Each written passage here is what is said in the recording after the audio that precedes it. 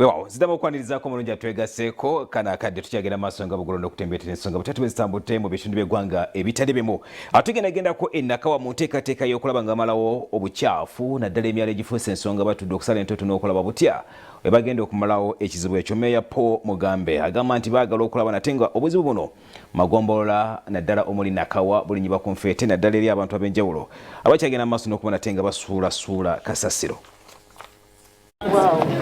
Emyala, kasasiro ne kazambi biwaliriza abatuuze wamu n'abakulembeze mu ggombolola y'e Nakawa okutuula okulaba engeri y'okugonjoolamu ebizibu bino. Mbadde nsaba abakulembeze n'abatuuze mwena bwe tubatuuze nitugamba nti twagala kuyingira kweno saidiyo tusaba mutima mulungi otuyambe otuwaye futi 2 3 kisinziira ekyetaagisa bwe kinaabanga bwe kiri.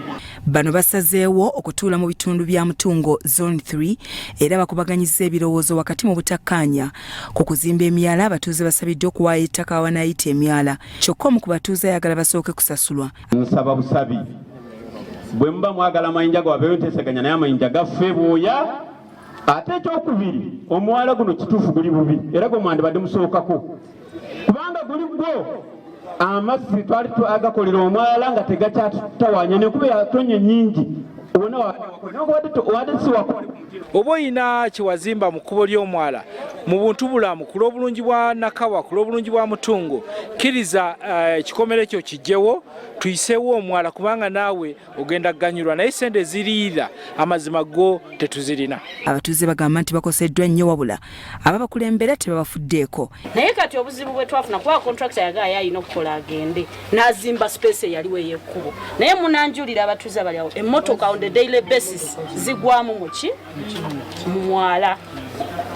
Kati abantu bano tulina obba engeejinga nene nnyo wakati mu batuuze enkuba bwe beetonnye ti amakubo gabadde nga mafunda emmotoka zibadde zigwa mu myala era ng'omuntu alina kulinda obudde ne bukamukira ddala okulaba ng'asobola okutambuza emmotoka.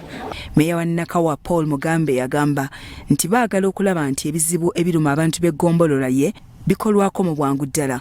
Tulina obuzibu nti abantu bakyayiwa mu kasasiro ne plastics naye tubakubiriza ekintu kino bakireke kubanga emmotoka zaffe ez'akasasiro zitandise okuyingira munda okukimayo kasasiro. Tewali nsonga lwaki ate bamuyiwa myala.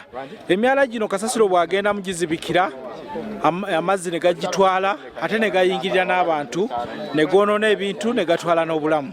Bakansala balaze obuzibu mu bitundu byabwe nga kwotadde n'abo abaganya okumenya ebikomera byabwe okuyisaawo emyala egitambuza amazzi nga n'abatuuze kaabuyonjo bazimba mu makubo. Abantu badde tubakubiriza nnyo okubeera nga tebayiwa kasasiro mu myala. Bwe bayiwa kasasiro mu myala gizibikira ekivaamu kwe kubeera nga wandaala mazzi gabeera nga gasuula ennyumba z'abantu. Ng'ewaffe mu East emyala giba tekiginnaba nnyo gya mutawaana naye ate gye tulina emitono ate gya bulabe nnyo neggulo babadde bampisaamu wakati awo ng'era waliwo ewabbomusa ebigoma. Bakama bange mujje tukwatire wamu abantu baffe baatulonda kubaweereza. Mutukolera emyala gyaffe giri bubi ate nsaba naffe abatuuze b'ebitundu Mutungo Zone 3 Mutungo Zone 4 awalala wonna kinawataka bakola emyala tukiteekemu kasasiro kasino agende mu bintu birala emyala gibere kiriya nga gy'amazzi amazzi okuyita mu buyisi. Bya Ora Gabriel, Salt TV, Omunyo.